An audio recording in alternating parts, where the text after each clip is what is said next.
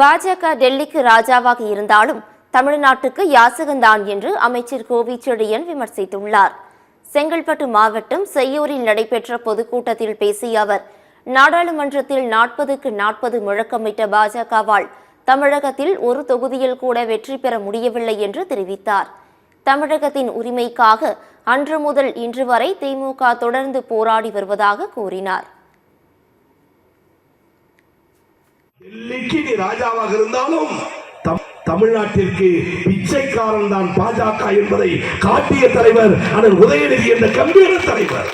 எனவேதானே போட்டி பொறாமை வெல்ல முடியவில்லை என்ற ஆதங்கம், அதனால்தானே ரைடு திமுக கொள்ளையடித்து விட்ட கட்சி போல் நாட்டிலே காட்சிப்படுத்துவது. எங்களை விட மக்களுக்கு உழைத்த கட்சி எது? பாடுபட்ட கட்சி எது? சிறைக்கு போகிற கட்சி எது? இந்தியாவில் துணிந்து நிற்கிற கட்சி எது? அடையாளம் காட்டி விட முடியுமா?